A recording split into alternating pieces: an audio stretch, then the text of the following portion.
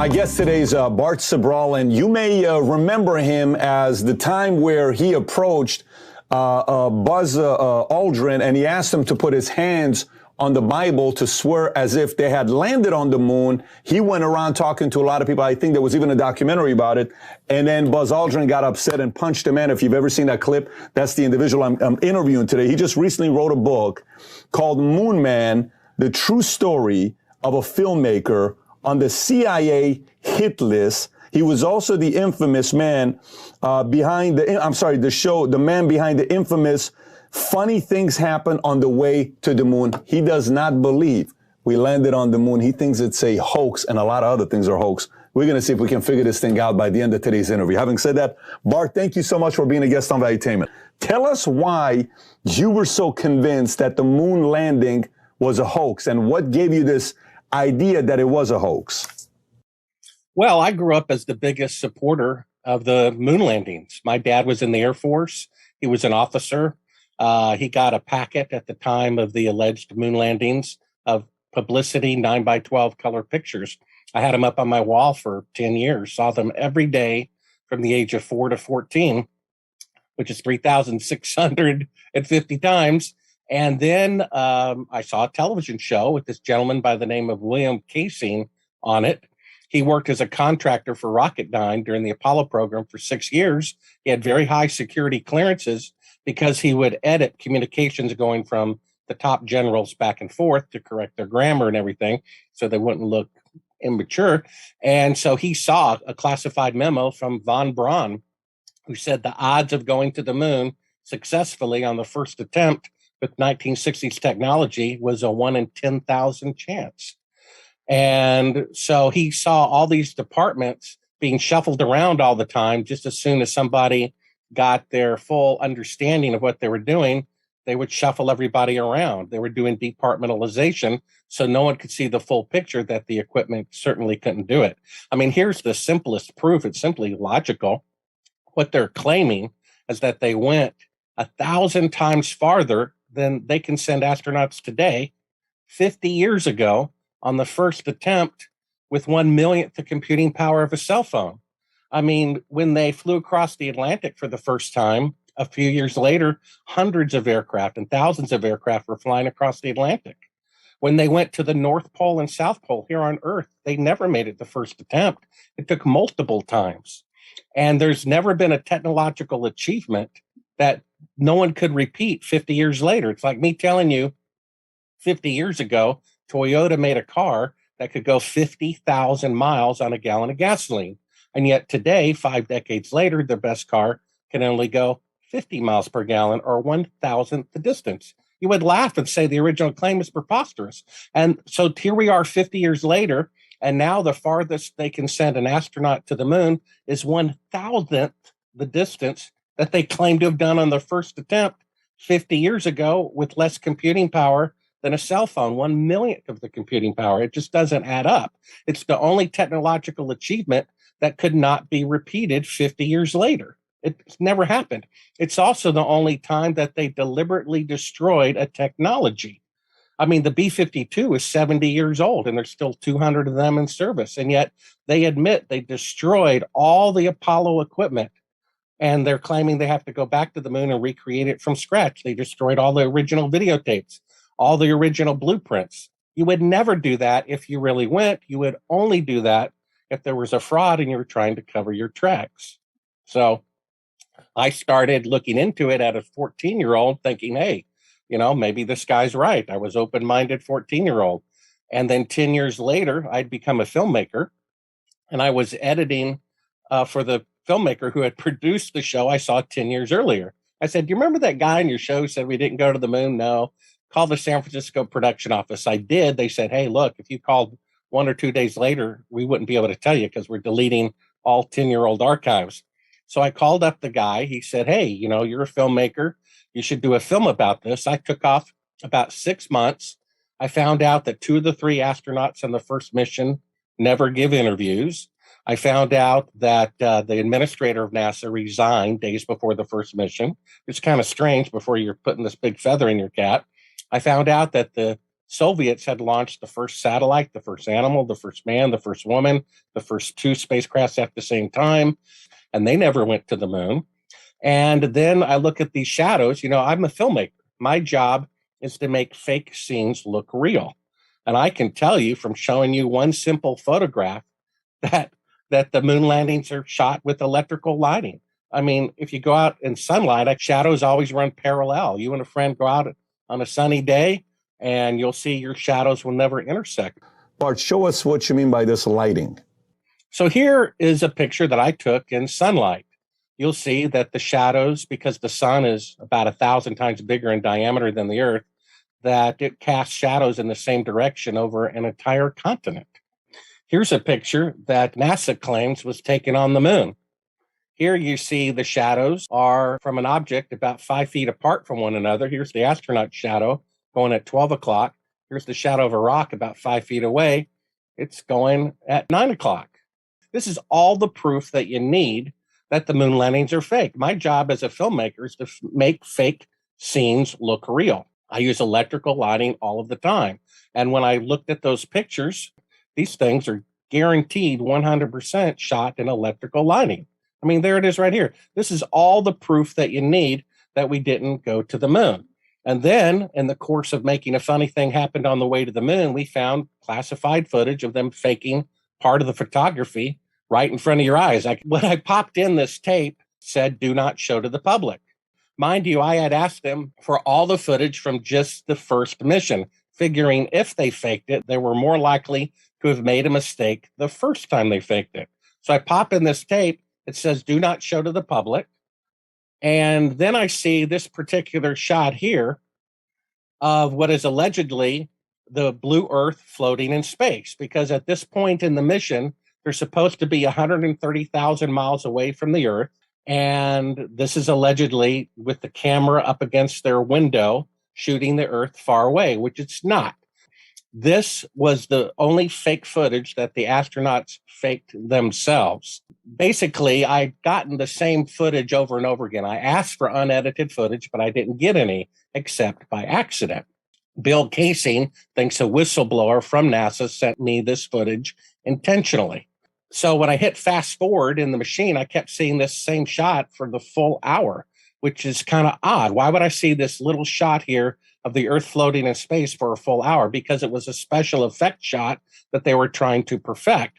So I rewound the tape, I hit play, and I heard the CIA talking to the astronauts on the tape. Take a listen. Call 11. Houston, Gulf Zone says that the TD looks great. Over.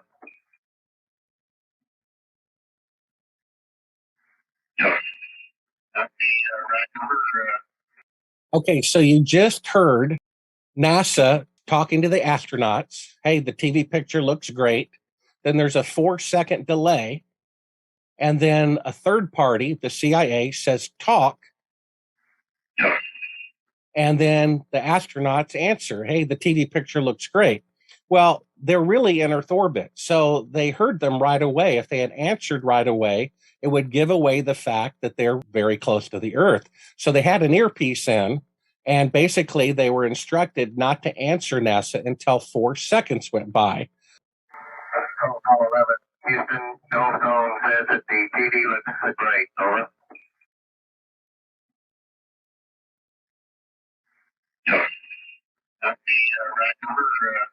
So first they were asked the question. They counted off 4 seconds. The CIA said talk, and then they started answering to give the impression that they were far away from the Earth when in fact they were still in Earth orbit, which is where they stayed the entire time. Now, why are they doing that? What's the motive to fake this? Okay, because they can't leave Earth orbit. And so they have to show footage as if they've left Earth orbit. Okay, so if you go to the next clip here. We only have one window that has a view of the Earth, and it's filled up with the TV camera. This said they only had one window that faces the Earth, and it's filled up with the TV camera, right? Which it would have to be. If this is really the Earth floating in space, then they have to have the camera's lens up against the window in order to shoot this, right? This is allegedly the Earth floating in space, and this is space around it. But you'll see in a minute, this is really the circular window of the spacecraft with a section of the Earth outside of it, and the cameras pulled back at the back of the spacecraft with all the lights turned off, all of which they talk about because they thought these private conversations would be edited out. So let's take a listen of him claiming that he's 130,000 miles away from the Earth or halfway to the moon. Roger, Gibson, Apollo 11. Calling in from about 130,000 miles out. So right now, he's claiming that this is 130,000 miles out, that this is the Earth floating in space, and that he has the camera up against the window's glass. So here you see the real position of the camera. This is the footage that we uncovered that they said at the beginning, do not show to the public. This is proof that they're faking being halfway to the moon.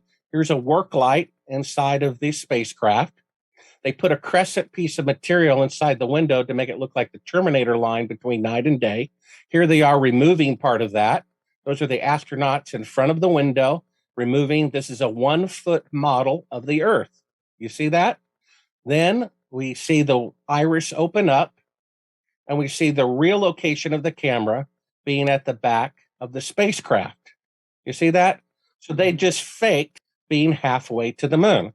See, this is really the window of the spacecraft in Earth orbit with the bright Earth shine coming through. But over here, they claimed it was the Earth floating in space. Do you see that? We have the unedited version. That's why it said at the beginning of the film, do not show this to the public, right? How'd you get this footage? Well, Bill Casey believes a whistleblower from NASA sent it to us. So basically, 3.5 years into the 7-year project of making a funny thing happen on the way to the moon, I discovered this footage of the crew of Apollo 11 faking being halfway to the moon. Now, why are they faking being halfway to the moon? Because they cannot go halfway to the moon. If they could really go, we'd be seeing the real Earth out the window, and they wouldn't be faking a 1-foot model of it like they're doing now. So if they're faking being halfway to the moon, it means they cannot leave Earth orbit. And what a surprise, 50 years later, they cannot leave Earth orbit. It's largely because of a radiation field that starts at about 1,000 miles up that they would have to go through in order to reach the moon. That radiation field is 25,000 miles thick. And the only time in history that someone has said to have gone through it is the Apollo astronauts to the moon and back. And NASA's own Kelly Smith says that the technology to go through that radiation has yet to be invented. As we get further away from Earth, we'll pass through the Van Allen belts, an area of dangerous radiation.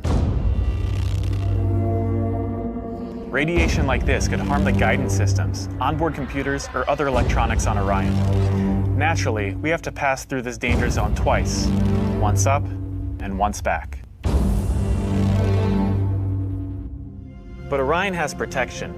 Shielding will be put to the test as the vehicle cuts through the waves of radiation. Sensors aboard will record radiation levels for scientists to study. We must solve these challenges before we send people through this region of space. We must solve these challenges before we send people through this region of space. We must solve these challenges before we send people through this region of space. So basically, the guy just said that the technology to go through the radiation belt has yet to be invented. First, he called them dangerous radiation. This was from an unmanned probe, I believe it was in 2016, the Orion project, okay? They sent an unmanned probe up there with 2 Geiger counters.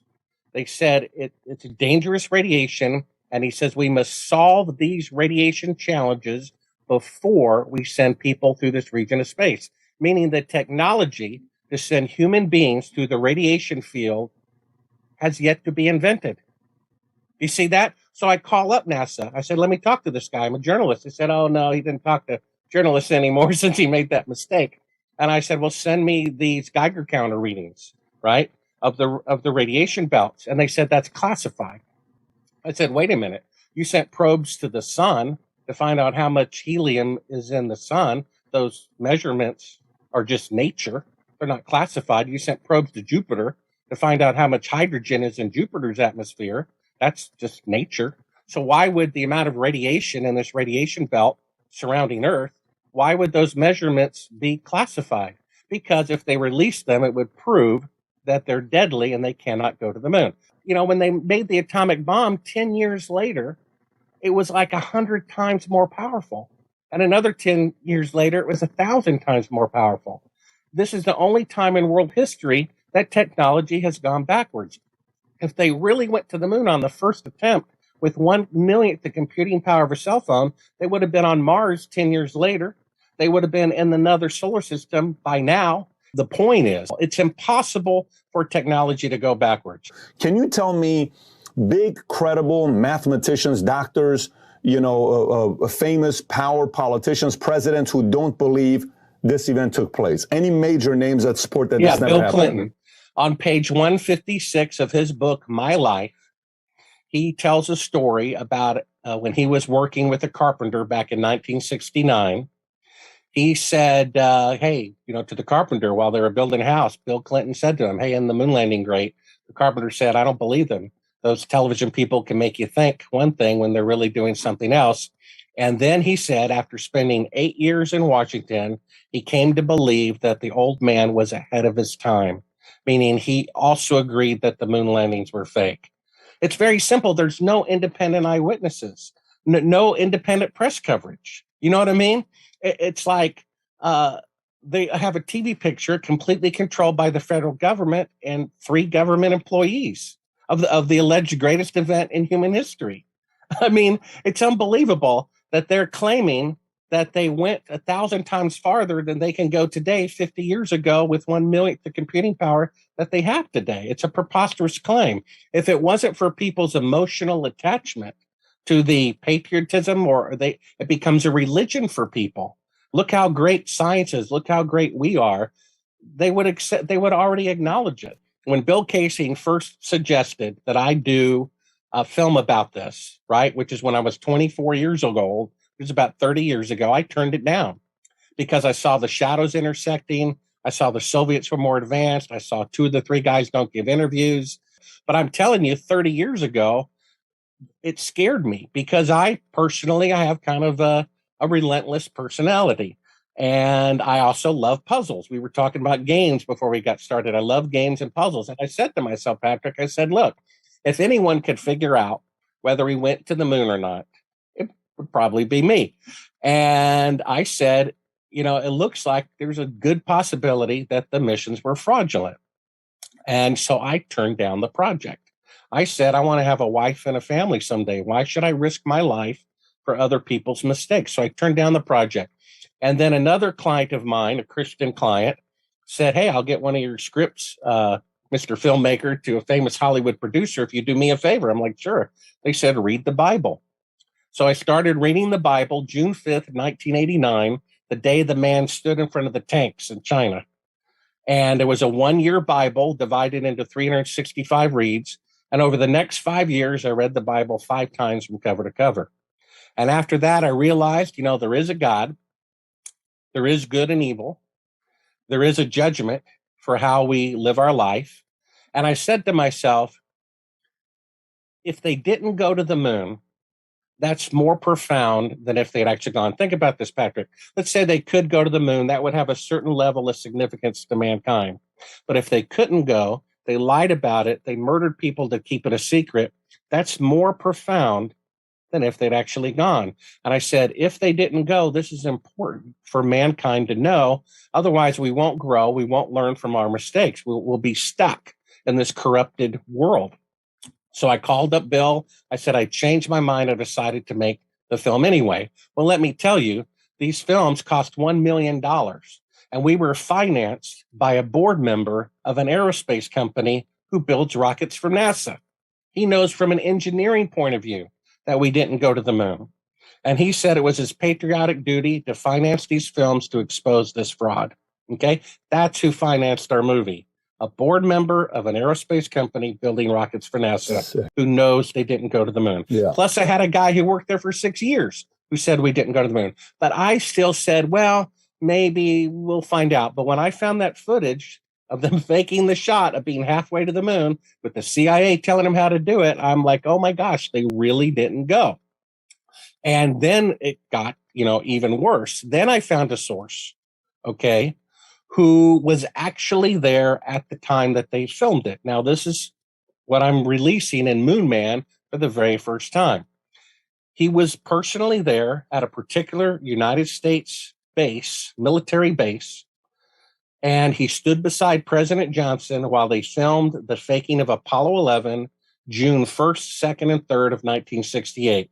We're going to identify the code name for the Apollo project, the military base where it was filmed, and a list of 15 people. He was the chief of security at this base, and they said only these 15 people are allowed in to eyewitness this event. He had that list, and he gave it to me. He confessed on his deathbed that he was there, and some of these people are still alive today. And then in the course of finding this, footage, this proof that we didn't go to the moon, my phone calls were interrupted. I started being followed. And at one point, I was literally kidnapped and drugged by, I presume, the CIA, to the point where they were asking me questions. They gave me truth serum or something. I told them everything they wanted to know. I escaped.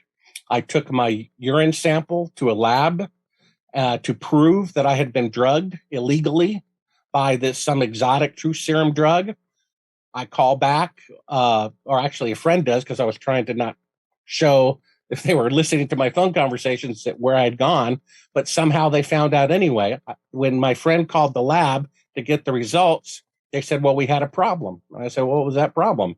They said, well, there was a break-in over the weekend in our lab. And they said the only thing stolen was your urine sample.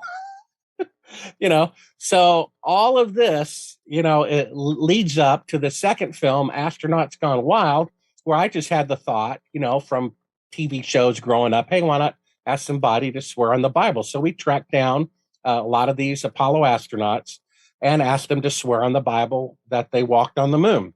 Most of them would not do it. One of them, of course, punched me. One of them kicked me. One of them threatened to shoot me. One of them threatened to hit me. And one of them, when I was in their house, and they literally physically kicked me from behind when my back was turned, right after they said they're not a violent person, so they can't even not lie for 5 seconds. In the commotion, we left a wireless microphone on them. Do you have footage of all this stuff? Do you have Yeah, it's in Astronauts Gone Wild. They have it queued up right now if you want to take a listen to it. Yeah, if you got it, I'd love to see it. And so basically, we left a microphone on this guy, my camera guy, and the commotion of being threatened to be shot, left the camera rolling in the back of the car. And when they went back inside their house with the doors closed, we heard their private conversations. And, because these are high quality microphones, they work for quite a distance. And when the production secretary who was transcribing all the interviews with the astronauts, a month or so later, she calls me up very excited, says, Bart, do you know what they're talking about in their house privately? When the camera was still recording? I said, no, tell me. She says, they're talking about calling the CIA to have you assassinated. I said, yeah, that's funny. She says, no, Bart, no, I'm serious. I said, yeah, that's really funny. She says, no, Bart, you're not listening. I'm being serious. And sure enough, they're discussing calling the CIA to have me assassinated. You want to call the CIA? Have them whacked? The question is, if they really went to the moon, why would they need to call the CIA to have a journalist who's completely wrong assassinated? Right? Again, if I'm a conspiracy theorist and I'm completely wrong and it's silly, why would they have to call the CIA to have me assassinated unless I'm a real investigative journalist uncovering a genuine and outrageous government fraud? The same way with Buzz Aldrin, okay? If he really walked on the moon, me saying otherwise is like throwing a feather at the guy. Why would someone become violently angry for throwing a feather at them? But what it was like is like me walking up to him in the company of his wife and saying, oh, how's your mistress? She says hello. Then he gets angry, and that's exactly what happened. I exposed his fraud. I exposed this guy's fraud, and that's why they become so violent, because they're known, as heroes. And that's, the sad state of our country. They gave congressional medals of honor. They had ticker tape parades for these guys, right? And some people say when you just see their expression from the press conference, they're convinced that they didn't go to the moon because they look like they're at a funeral. And so this is what Moon Man is about, not only how and why we didn't go to the moon, not only about my crazy adventures of being kidnapped and drugged, not only about naming the military base where it was filmed, the dates, the code name, and a list of 15 people who were there. It says, look, these people and their apprentices are still at large running our government. This is a dangerous thing. When did you get that audio of Edgar Mitchell, what he said? That was in 2003. And what'd you do with that audio? Well, we put it in the film, the follow-up film called Astronauts Gone Wild. No, did you ever give that to did you ever approach anybody and share it with, the cops or anybody just to say, here's what was said, or no? No. However, when my source, about naming the base, the code name for the military base, and the list of 15 people who were there at the time, some of whom are still alive today, and when I named all of this, I confirmed this with that person's surviving family member. And when I did that, a couple of days later, their house was broken into. Even though they had a security system with cameras, they were somehow disabled. Somehow they knew their password. Everything from their house about their relatives' involvement in the military and at this base was confiscated. And 2 or 3 days after that, they were visited by 2 government agents who threatened them and their family members with death if they ever spoke to me again. At that point, I contacted the White House press secretary. I contacted a United States senator on the Select Intelligence Committee, and I contacted the FBI near where this person lived to give them protection. I mean, this is a very serious thing. You have to understand Ralph Nader, he wrote a book in the 60s, Unsafe at Any Speed, right? And the CEO of General Motors, James Roche, admitted that he had Ralph Nader followed by former FBI agents simply to not spend money to put airbags in cars. So if I am exposing the most horrendous government fraud, at least emotionally to the public, I think they might keep up with me and my sources. And that's why I was drugged. That's why this person's life was threatened. That's why all these things happened. I mean, I'm sorry. I really wish we went to the moon. Our world would be a much better place if people didn't have their emotional attachment. I mean, it's like a religion to people. How dare you say that the great moon landings are fake? It's unbelievable. Right now we have 3,000 architects and engineers, right, who will go on the record and risk their lifelong reputations and say the 3 buildings on 9/11, it's impossible for them to come down with fires, especially the 3rd one. And yet 20 years later, nothing is done about it. 3/4 of the American public says Oswald did not kill Kennedy. Nothing is done about it. We have John McNamara admitting that the Gulf of Tonkin incident that led to over 1 million people dying, they completely made that up. It never happened. And it's like, why is nothing being done? We have William Binney, who worked for the NSA for 30 years. He says they listen to United States president's phone calls, Supreme Court justices' phone calls, Senate and Congress members' phone calls in order to get dirt to blackmail them to voting a particular way. They admit it. This is even on a couple of mainstream media outlets. They admit this is a fact. There's not a single congressional hearing done about it because the evil people who run the world and our government are so entrenched. They own the FBI. They own the Justice Department. They own the courts. If this never happened, what's the big deal? Let's just say it never happened. What is the big deal about us proving that this never happened? Well, if you go to chapter 11 of my book, Moon Man, you see what the Achilles heel of all this is. I agree with you. Okay, they fake going to the moon. So what? And if it weren't true, what I'm about to tell you, I would agree with you. Okay. But the fact is, they murdered the crew of Apollo 1 in order to go to the moon. Apollo 1 was going to be the first crew to walk on the moon. And they were murdered on January 27th, 1967. It's not my opinion. It's the opinion of the dead man's widow. It's the opinion of the dead man's son, who was a 747 pilot. They have investigated it for decades. They are 100% convinced that that fire that killed the man and 2 crew members with him, the man who would have been the first man to walk on the moon, that fire was set deliberately. Basically, Gus Grissom was the commander. He was the most beloved of all the astronauts because of a mercury problem. He splashed down, the explosive bolts went off, his spacecraft flooded. He admitted at the press conference he had rolls of nickels in his pockets to give to his son and school children to say this nickel has been in outer space. But when he started sinking to the bottom of the ocean with all that extra weight, he said, maybe it wasn't such a great idea. The press corps laughed. And then somebody asked him, they said, "Were you afraid?" And he said, Patrick, "Of course I was afraid." And everybody loved him. He was the biggest critic of the Apollo 1 program. He wrote to his senator, he's wrote to his congressman, he wrote to every general saying they're not fixing anything. A few minutes before he was burned alive, they couldn't get a wired intercom to work between two adjoining buildings. He said, "Guys, how are we going to go to the moon in 2 years if we can't get an intercom to work between two buildings?" He said, "I can't hear you. The intercom's not working." So he told his wife, who I interviewed extensively, that the CIA was all over the launch pad the day before the fire. The CIA went to his house and confiscated all of his critical reports he was filing with Congress before they even informed his widow that he was dead. They murdered the Apollo 1 crew. This is the valid lifelong opinion of Betty and Scott Grissom. They have done thousands of hours of investigation. I'm just sharing their opinion.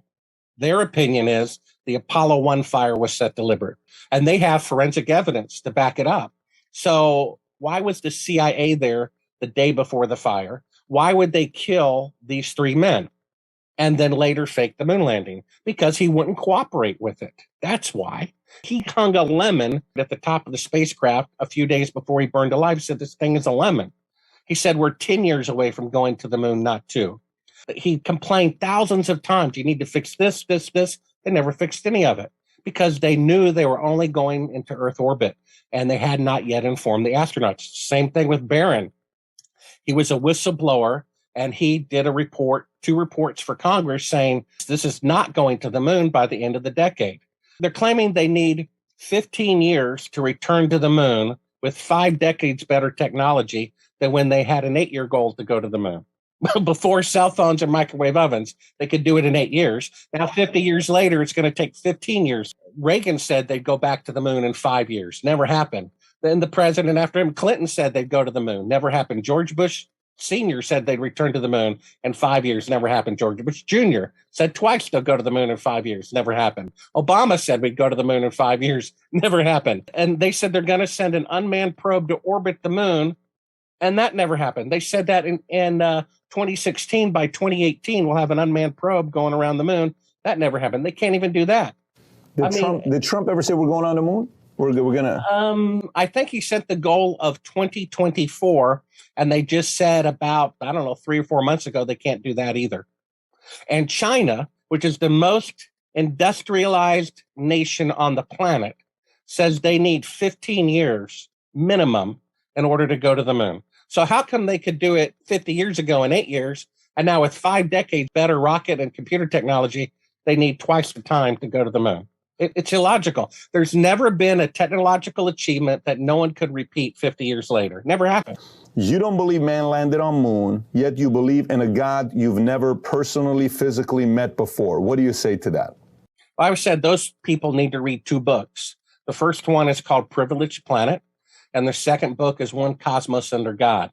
And they will see that mathematically, the odds of there being life on Earth or anywhere in the universe is not likely at all. It's like winning the Powerball 20 times in a row. Remember, what the government says is generally the exact opposite of the truth.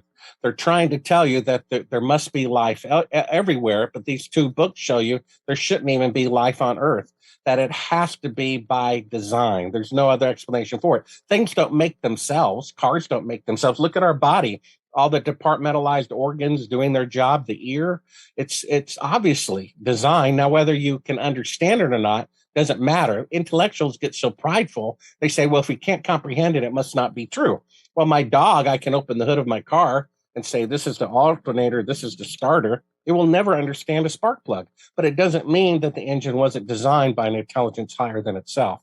So the fact is, logic says they didn't go to the moon, because it doesn't make sense that they could go 1,000 times farther than they can go today 50 years ago with 1/millionth the computing power of a cell phone. That's completely illogical. It's the only time in history that technology went backwards. It's the only time in history that a technological claim couldn't be repeated 50 years later. I mean, imagine Bill Gates spending $200 billion to build the first computer, and when he was done, throwing all the hardware, the schematics, all the records of it into the fireplace. It would never happen. They should have done that with the atomic bomb, but they didn't. So why would they, if they really went to the moon and spent $200 billion in today's dollars, why would they throw that away? They would never do that. But the fact that they did is proof that they didn't go, because if they really went, they would never do it. And if they were covering up the fraud, that's exactly what they would do. So there you go. There you go, folks. I have more information on this topic than I did prior to coming on and interviewing you. And it's always a good thing. We're going to put the link below to your website where people can go and get all this content from your site. Having said that, Bart, thank you so much for being a guest on Valuetainment. No problem.